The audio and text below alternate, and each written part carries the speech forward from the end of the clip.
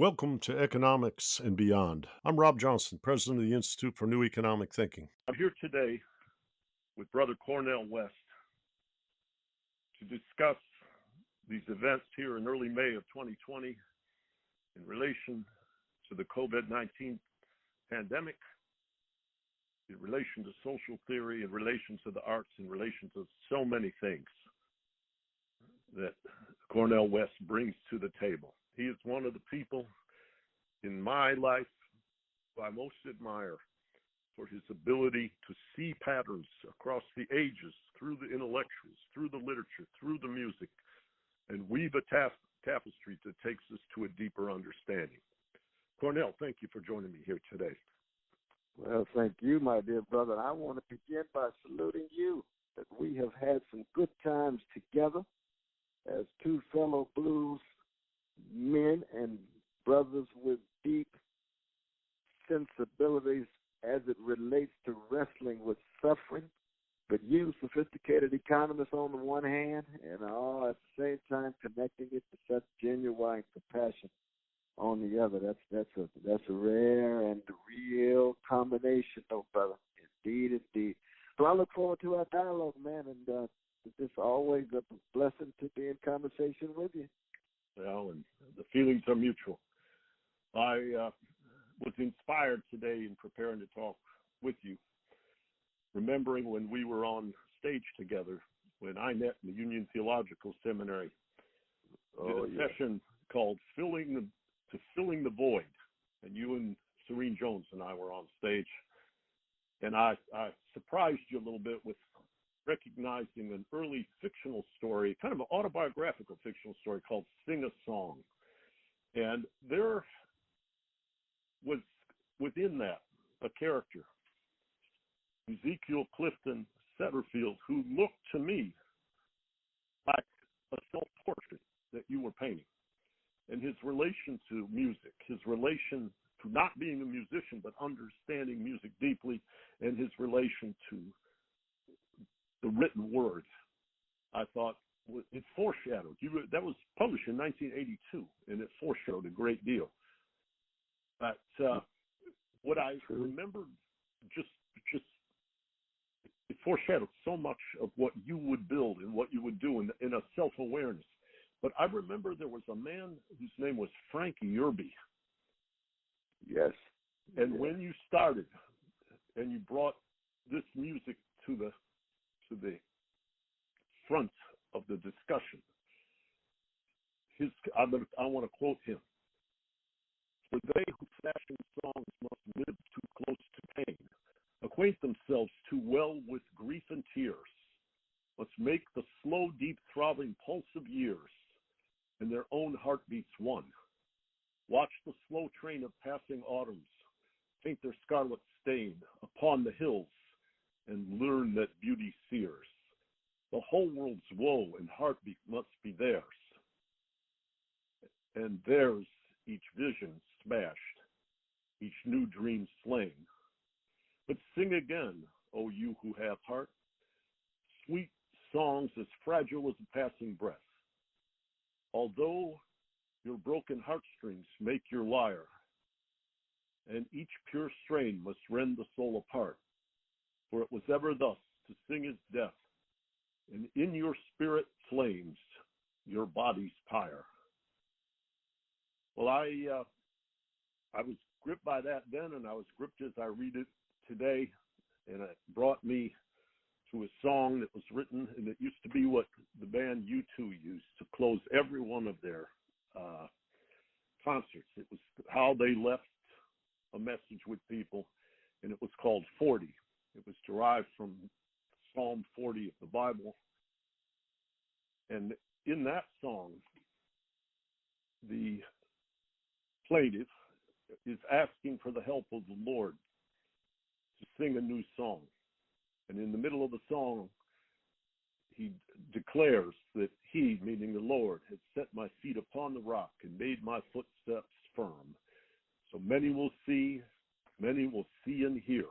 I will sing a new song.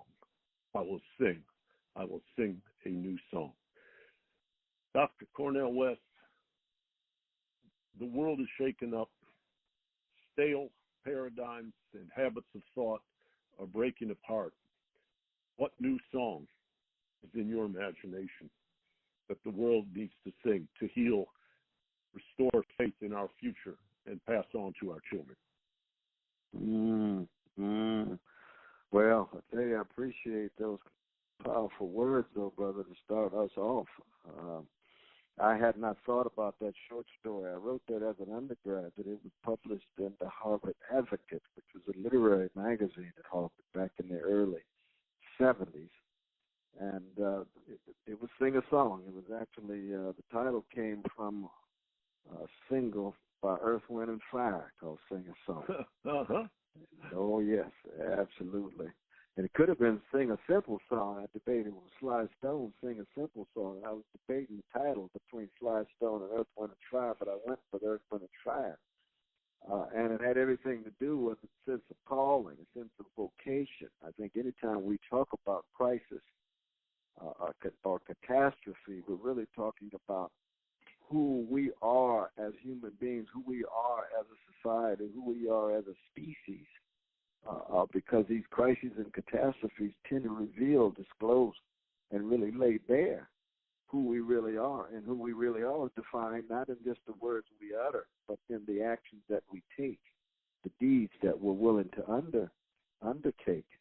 And so this sense of you two saying, okay, let's sing a new song. Well, there's a wonderful line in author North Whitehead's Great Adventures of Ideas, where he says, nothing novel is wholly novel.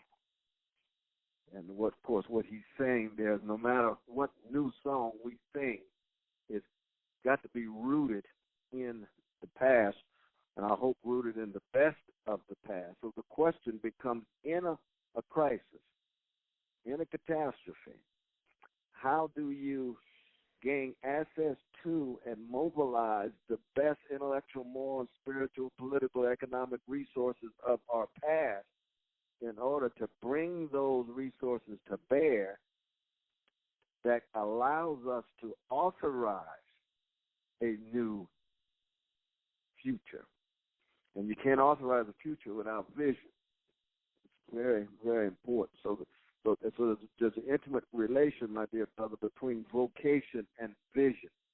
You see, vocation is about not just the calling, but it's about a voice that is tied to invocations, what is invoked relating you to the past, that your calling is connected to a recalling of earlier examples of individuals, of institutions, of structures, of practices, exemplary persons, figures, forces, institutions. Could be artwork, it could be individuals. So that when we think of how we come to terms with catastrophe, of all of the different kinds of catastrophes, spiritual, moral, political, economic, ecological, nuclear, we first have to learn how to see. So vision becomes very important. Somewhere I read, where there is no vision, the people perish. What happens when individuals, communities, nations, empires have no vision? And that's where we are now. You see. And there's a qualitative difference between a stare and a vision.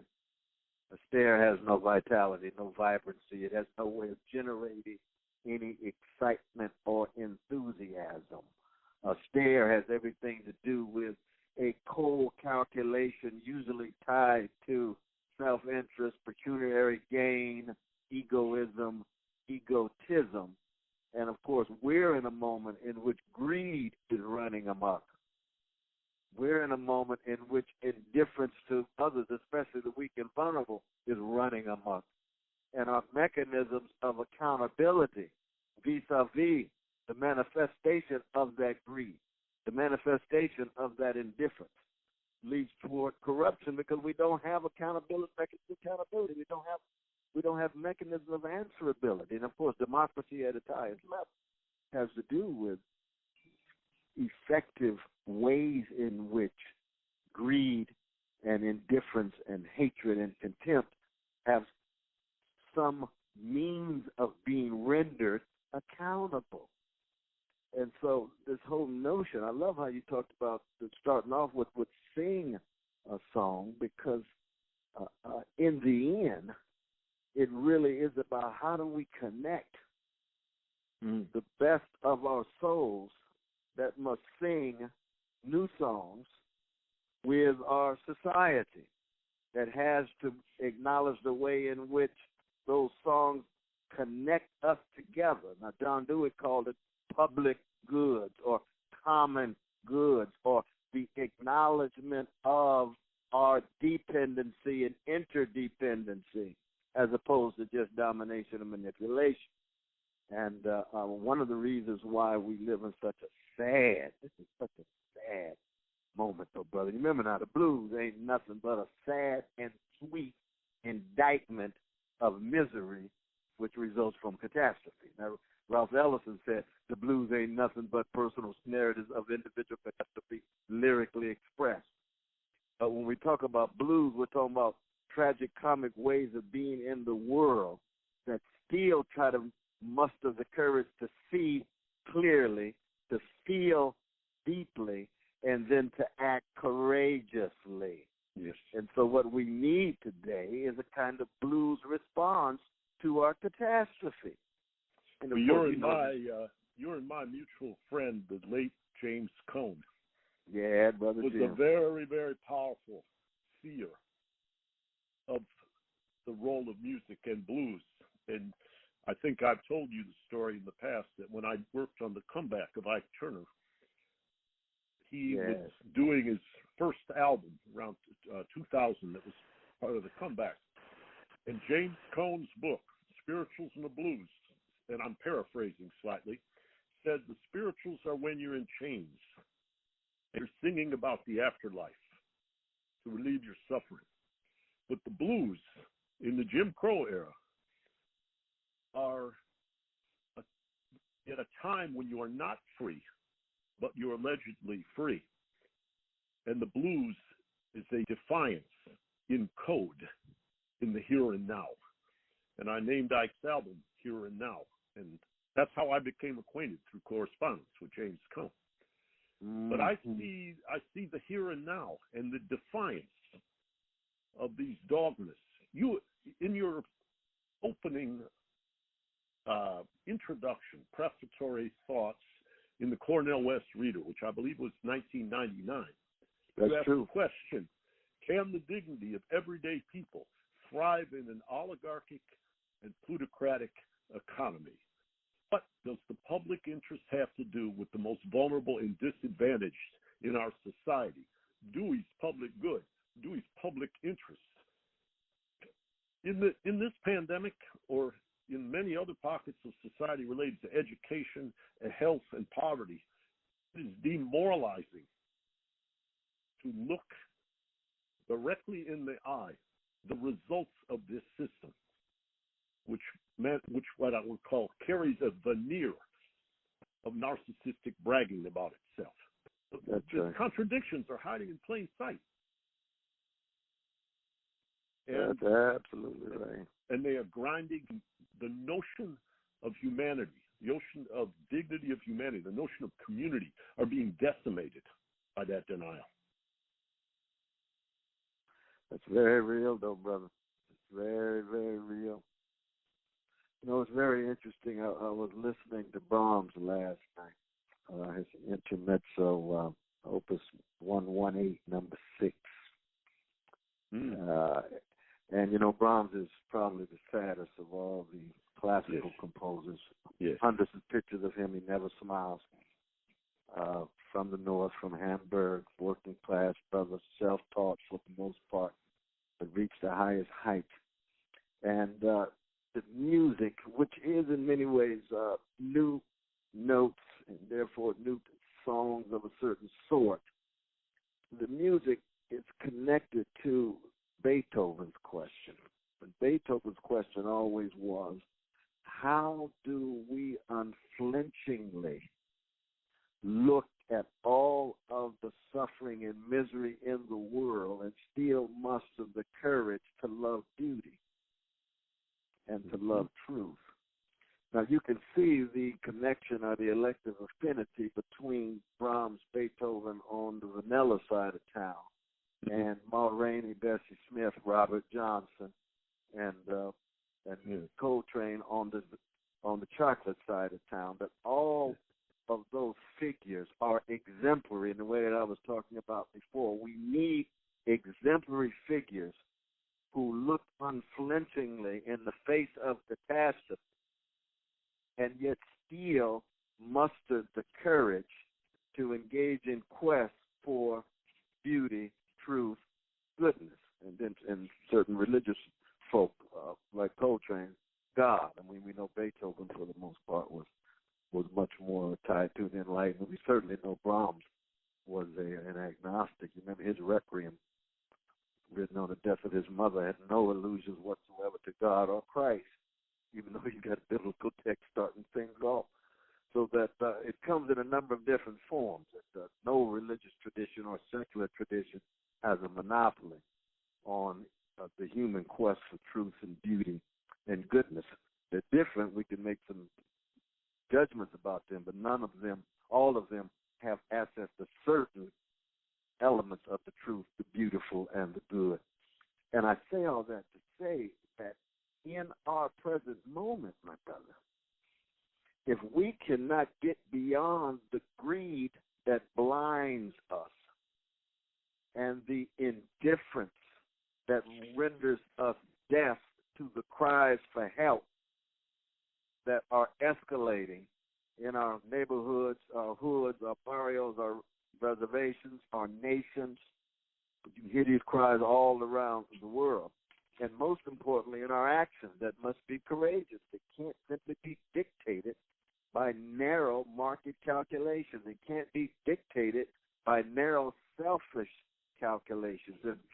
We've got to be able to see and feel and act in a mature way. And this is what Paideia is all about. That's why I teach it where I teach or anywhere I teach or when I lecture. Paideia is deep education. Paideia is that formation of attention that tries to get us to attend to the things that really matter, not the superficial, surface-like things of instant gratification and status and access to this celebrity connection or what have you, but of life and death, of integrity, of honesty, of decency, of service to others, of generosity, the things that generate joy, not just narrow pleasure. That's that formation of attention, and that formation of attention goes hand in hand with a cultivation of a critical consciousness, to be courageous enough to think critically against the grain, against prevailing paradigms, against those frameworks that are too myopic and short-sighted.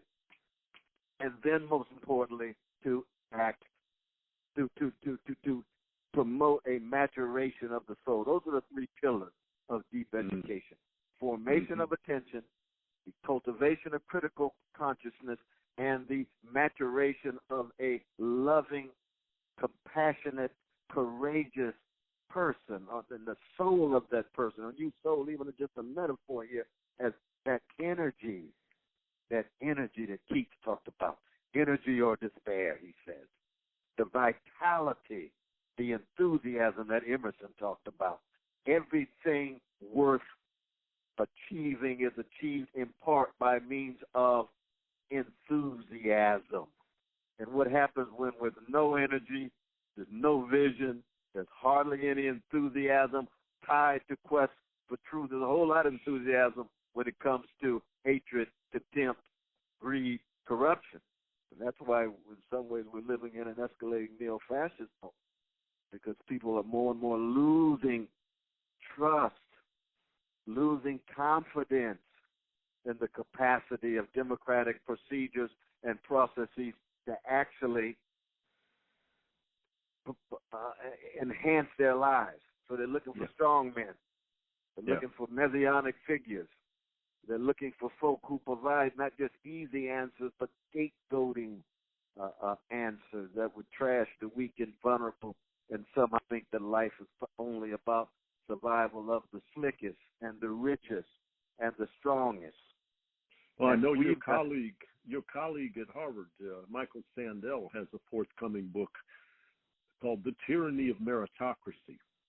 And it's about how, let us talk in the healthy sense, that education, those three parts that you're talking about, are building towards a depth, a wisdom, a capacity to see how to be of service to mankind. Yes, yes. Whereas when you start playing credential games and power degrees and conforming to a concentrated power of wealth and social control, you may get your awards, you may get your promotions, you may get your research grants, but you're essentially a marketing man for power in that context, and you're not for the public good. And we are suffering tremendously, and this is what that hollowness is what Sandel is exploring, is that we are in a place where the integrity and trust in expertise is in tatters. And people like our current president mock it. But many of those people that you've talked about, feeling the despair, have heard the stories of globalization and technological wonder and all these things that have enriched narrow, small group of people fabulously and left everybody else behind. That's right. My Chinese friends always tell me, things can happen. They'll be transient. But when you think, because you get sick or the sector you work in has to change, that you go down and you take your kids down with you, it's time for rebellion. And there's despondency, there's a growth of these diseases and despair, but there is also a groundswell of rebellion. And I do see some hope. My dear late friend William Grider set up a website in 2009. The first thing he put on that website is, I have to announce that my faith is in young people because they have fresh eyes, they can see what is needed, and they have not been conditioned to what is feasible. And that word, feasible, is, how would I say, it's like something closing in as darkness on a society when fewer and fewer people prosper. And the nature of the gains are those shallow things that you described. They're not lifting a broad base of humanity to a new level of quality of life and camaraderie and spirit and faith that their children will do even better. Well, you're absolutely right, though, brother.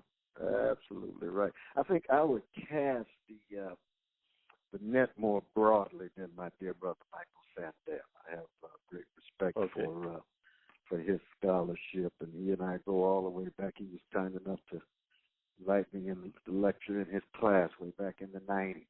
We debate George Will. George Will and I used to debate in Sandel's class. I had wonderful debates with my dear right-wing brother Harvey Mansfield, who was also connected in Sandel's department. We had great times there in Cambridge here at Harvard 25 years ago. At Gates' house, we had these debates with right wing and left wing.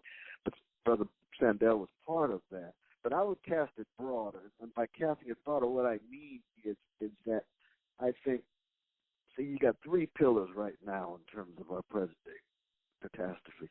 On the one hand, you've got the financialization of capitalism, in which, you shift from American Motors that used to produce things to Wall Street that now produces deals.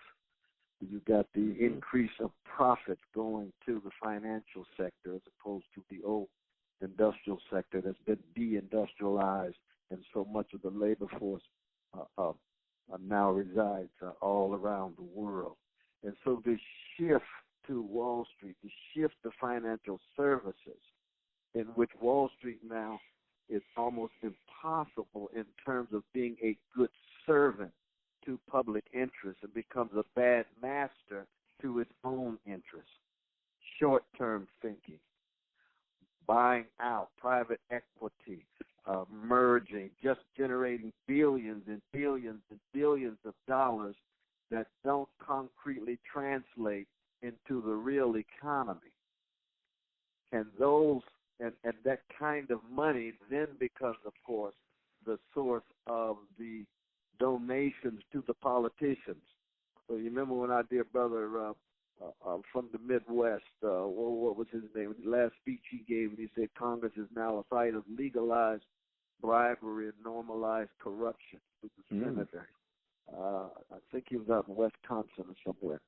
But he was talking about the ways in which the big money spilling over into the political realm allows for the shrinking and the containing and the short-term thinking of the politicians as they become more and more subservient to their donors.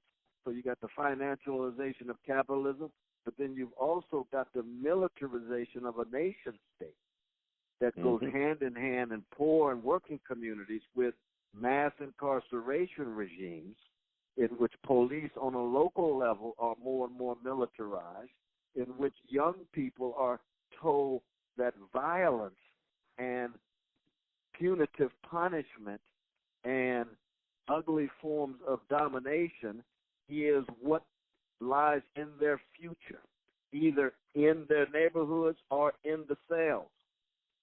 And then, of course, internationally, you get the 800 military units of the American Empire. You get interventions going on. 211 U.S. military interventions in 67 countries since 1946. Yeah. I mean, it's unbelievable military presence and that sense of our military prowess being the benchmark of our national identity. And, of course, you can go back to a whole host of statesmen, both here in America and around the world, that when, in fact, one of the major benchmarks of your national identity is military prowess. There's a good chance that spiritually you're becoming more and more empty. But the third, in addition to the financialization of capitalism and the militarization of nation state internally and externally, domestically and globally, is the commodification of culture. And this is what we were talking about in terms of education, you see. Yeah. Because the commodification of culture means you get commodified churches. I don't care what color they're in, black, white, red, whatever. Commodified Christianity, commodified Judaism, commodified Buddhism. These major rich religious traditions so thoroughly accommodated to buying and selling, to making money, to making it. You remember that highly influential and popular book by Brother Norman Podhoretz in the mid-'60s called Making It. And what did he do? He juxtaposed making it with the rich Judaic prophetic tradition of keeping the faith. And he said, for too long, we Jewish brothers and sisters been talking about keeping the faith, concerned about the least of these, taking Amos and Esther and Jeremiah seriously and always ending up on the bottom. We need to learn how to make it. We need to learn how to play the power game. We need to learn how to make money and use our money in such a way that is no longer tied to keeping our faith, remembering what it was like to be in Egypt, but rather just making it in a commodified culture. And so you get this major battle at the heart of our precious Jewish brothers and sisters' souls and their communities. And this is true for each and every one of us. How do we deal with a commodified culture, commodified religion, commodified education? A neoliberal university rather than a university tied to veritas, truth, tied to public interest, tied to common good, as if truth and public interest and common good could be an afterthought, but the corporate model, the market model of how you go about educating, how you go about making accessible your tremendous intellectual resources has to be mediated with these with commodified sensibilities. So you get all three of those together, my brother, and that is a moment for the American given, the decline and fall of the American empire. Yes. And I do believe we have bounced back now, because I think as blues, man, we got to keep some swing in it. Swinging, concretely in terms of fighting, but also swinging in terms of style and having a good time and recognizing that we have joy that nobody can ever take away, which takes the form of our precious memories, our traditions, our love, our mothers, our fathers, our grandparents, and others who taught us something deeper than just financialized, militarized, commodified ways of being in the world. Can you imagine what so many of them would say with all of this financialization and militarization and commodification? They say, how to live. What happens to integrity? What happens to honesty? What happens to decency? What happens to courage? And I want to go on and on, but you see the point I'm trying to make here. Yeah, absolutely. And what I see is perhaps the most dire symptom is that when social design, what we call governance, becomes a commodity that's bought and sold. That's right.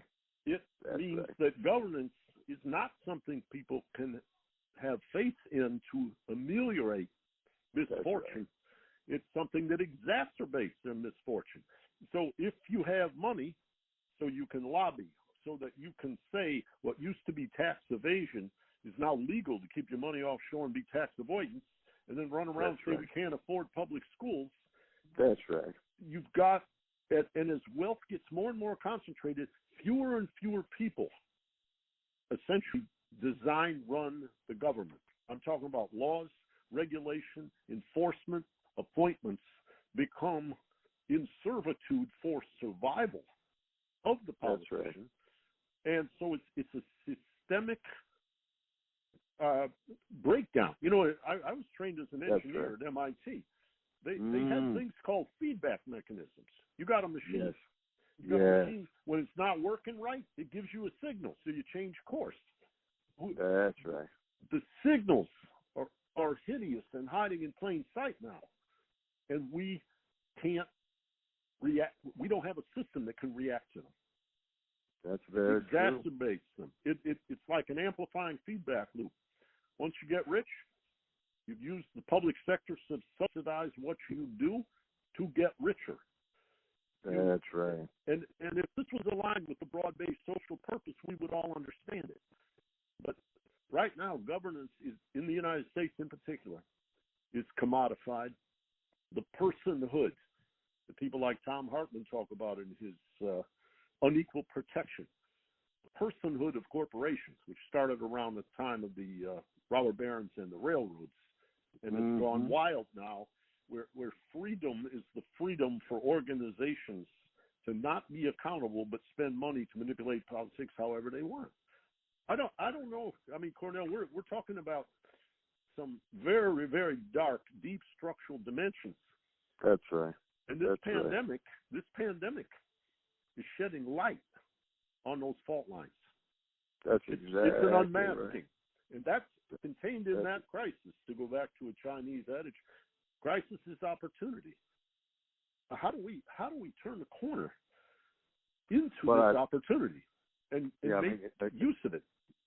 But you have to have persons in place, communities in place, who have a remembrance of examples of greatness, but greatness defined in terms of integrity, honesty, decency, service to the weak and vulnerable, and willingness to fight. And so, but if we don't have access to those memories, then you don't have any sources to bring to the present. When you don't have sources to bring to the present, you end up with conformity, complacency, and cowardliness. And what is happening is there's massive conformity, there's massive complacency, and there's massive cowardice in so many different forms. Because when a society loses contact to the best of its past, and not just its own past, but the past of the species, and we're talking, you can go back 1,000 years, it can go back 100 years. We've got some grand examples, my brother. I mean, of course, Martin King is one, Beethoven's another one, and we got some great examples. Thomas Paine's another one, and they come a lot of different forms. Rabbi Abraham Joshua Heschel's another one. Edward Said's another one. We have got some great exemplars. Not one of them perfect, but they're exemplars because they resisted the massive financialization, militarization. They resisted the commodification in the name of something higher. But we've got such a dumbing down and a leveling that is taking place with the commodification, financialization, militarization. So everybody figures, it's just survival of slickest, and the questions become who has the biggest conquest, or it's just money, or it's just status. And of course, you got white supremacy and male supremacy and homophobia sitting right at the center of it, because those are ideologies that have fundamentally shaped so much of the worst of not just America, but of the modern world. And yet we've also had the best. And the best comes in all colors, brother. Comes in all genders. Comes in all sexual orientation. And it comes in all religious traditions. But the worst comes in all colors, all genders, and all religious and ideological traditions as well. And so this issue of education at its deepest level, I'm not talking about schooling, I'm not talking about careerism, I'm not talking about opportunism. I'm not talking about making connections in elite sites that allow you to be able to make big money and gain access to your yacht and your country club and all this other superficial mess that has become so much a part of the culture of the chattering classes and the professional classes and the ruling classes. But I'm talking about something that has always constituted forces of revitalization and regeneration, which are integrity, honesty, decency, compassion, and others. That's why when we started off talking about sing a new song, brother, if we could just re-sing some of these old songs about courage and vision and service to others, we in good shape. Of course, I want to sing something about Jesus. I want to sing something about the cross. I want to sing something about what it means to look at the catastrophe of the Roman Empire and to be part of a hated and haunted and hunted people of Jews in that empire. And here comes this country boy named Jesus, who's willing to run the money changers out of the temple when he first gained access to Jerusalem. But what does he do? He does something Socrates never does. He cries. Socrates never sheds a tear. We want the intellectual vitality. We want the Socratic energy of the great Socrates. But we also want people who are willing to cry, who are tear-soaked, who are willing to connect and love.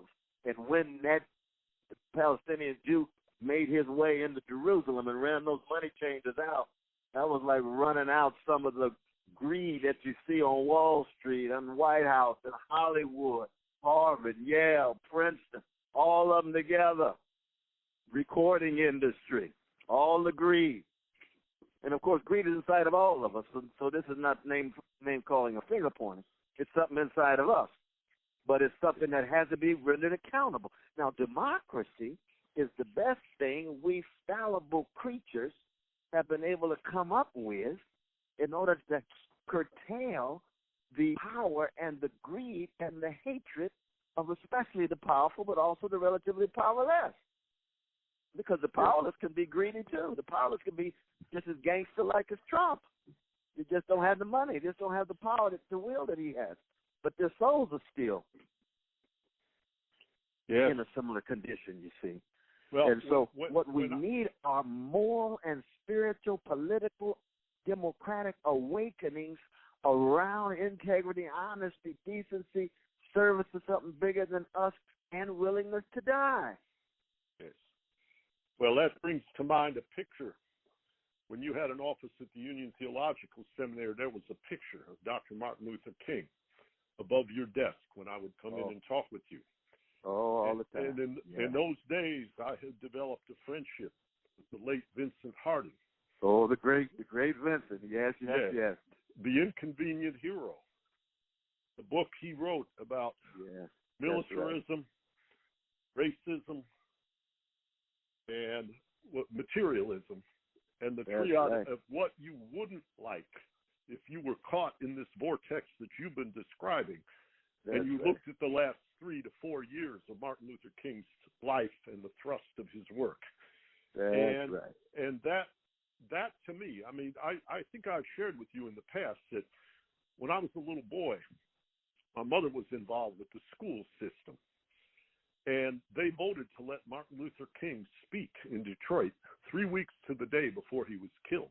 My God. And people came over to my front yard and verbally attacked my mother till my father had to kind of chase them away.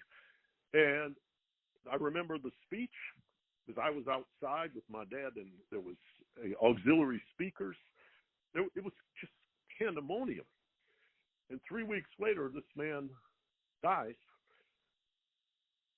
is in Memphis, and my parents are talking in front of me about having to evacuate our house in Detroit because we were 1 year away from the '67 riots. And this put something in me where, like when I was in college, I minored in creative writing. I focused on the writings of Martin Luther King because I could feel the energy. And I could feel, like you said, his willingness to die. And I could feel the things that he would go for, like the freedom budget for all Americans with A. Philip Randolph. That's right. There was a vision in that man as a beacon, one of your examples of greatness that points the way to how to put this society back together again. But it requires people of that depth, courage, capability, and compassion.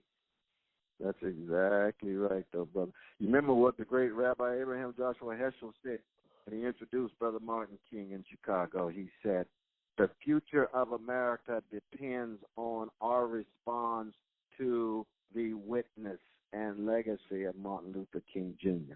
And he was not deifying an individual when he said that. Right. He was saying that Brother Martin signifies at a high level, not a perfect level. He's a fallen, finite man like all of us, or human like all of us. But that at his best, he was willing to engage in that quest for truth and goodness and beauty, exemplify the courage, the vision, the integrity. You remember what he said when he was in that paddy wagon for 4.5 hours driven from Atlanta to to Tucknell County, to Reedsville Prison, in the dark with a German Shepherd, and he, the only two creatures in the paddy wagon. And Andrew Young told me when Martin got out of there, he could hardly walk. It looked as if he had a nervous breakdown. And he said, this is the cross we must bear for the freedom of our people. And he could have added, for the best of American democracy, or the best of the human spirit. Now, keep in mind, when Brother Martin was asked to write an essay on the bravest man he ever met, I have this, as you know, in my Radical King edition, a collection of his essays. The bravest man I ever met, who did he write about? Norman Thomas. Wow, that's right. Norman Thomas, Princeton undergrad, Phi Beta Kappa, student of Woodrow Wilson, Union Theological Seminary graduate, made his move to East Harlem rather than Fifth Avenue, then lost his Christian faith and became one of the greatest freedom fighters throughout his whole career. Ran against FDR 4 times, supported by John Lewis, supported by Reinhold Niebuhr when they were democratic socialists, supported by Helen Keller, supported by A. Philip Randolph, on and on. So Martin understood that he was not an isolated icon on the pedestal.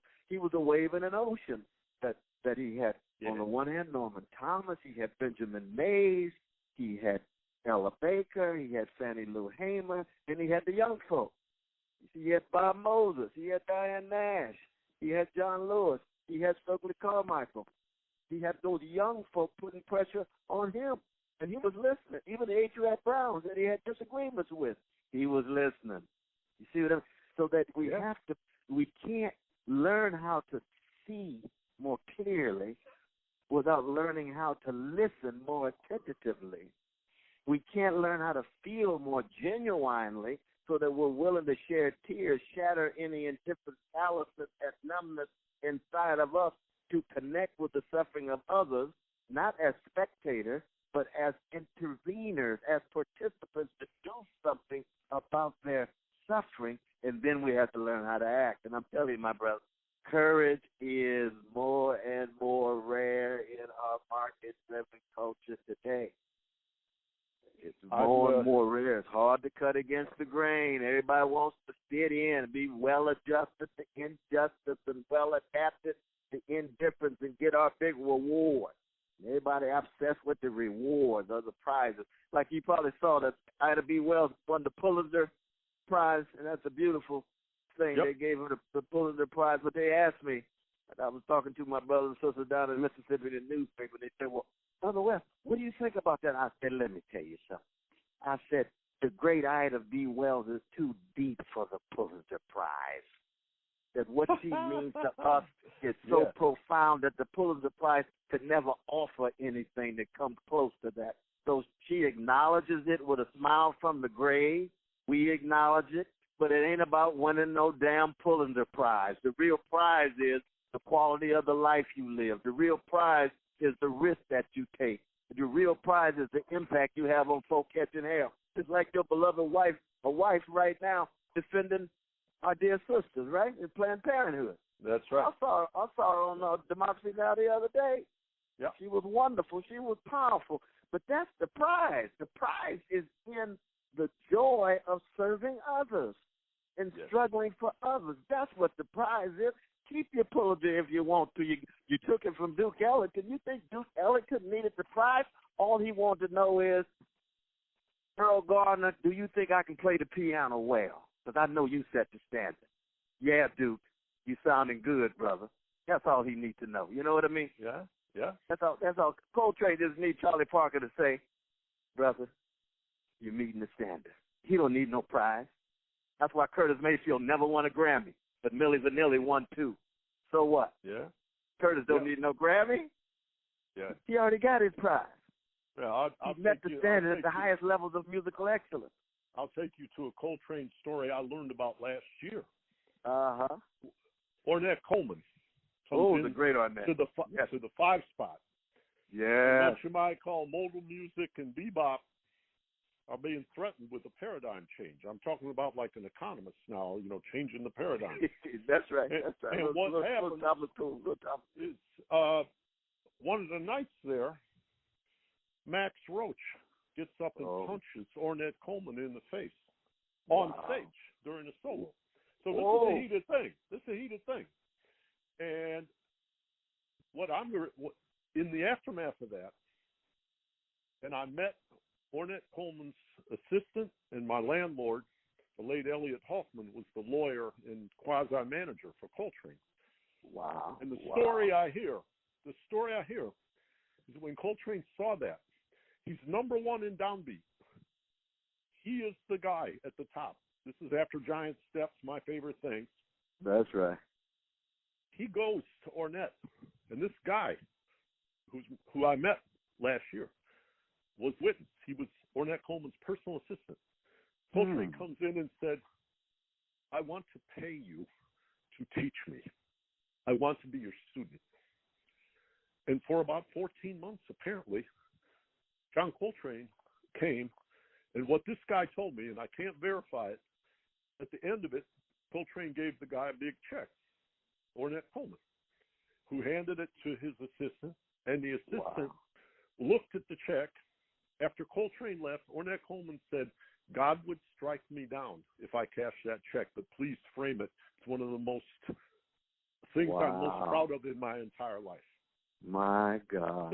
So the man with the big franchise, the man who's the superstar, is not protecting his property rights. He's trying to grow. His name is John Coltrane. That's exactly And the man who is the teacher isn't wanting the money. He's wanting to be of service. I'm trying to figure out if I can make a documentary movie about that episode, because I think it illustrates many things. That would be, again, that's an exemplary action of an exemplary figure whose memory we need to allow to inform us in light of our grim and bleak situation. Let me tell you a little a story about Coltrane. When I ran into a brother in Los Angeles at Lamert Park in a jazz club there. He was blowing his horn. He was sounding so good. And he after during the break, he walks over to me and says, "Oh, Brother West, man, I appreciate you. I always talk about Coltrane on television and what have you. But let me just tell you something right quick, man."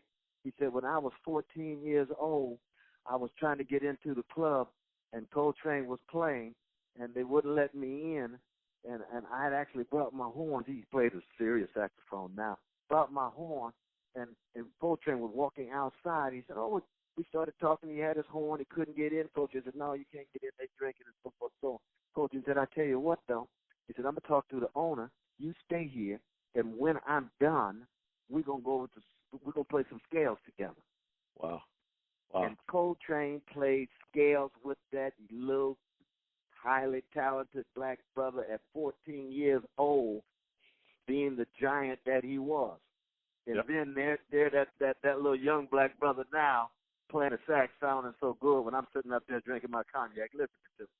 And you see, that is that caravan of love that the Isley brothers talked about, right? Mm-hmm. That is the tradition. And the love has to do with love of neighbor. It's got to do with love of truth. It's got to do with love of beauty. For those of us who are religious, it's love of the holy. It's love of God. It's love of something bigger than our little insecure egos. It's something bigger than our tribes. It's something bigger than our gender. It's something bigger than our sexual orientation. It encompasses all of us in that way. And those are the kinds of things that have to become more potent in our present moment. And we don't know. I mean, it could be, my brother,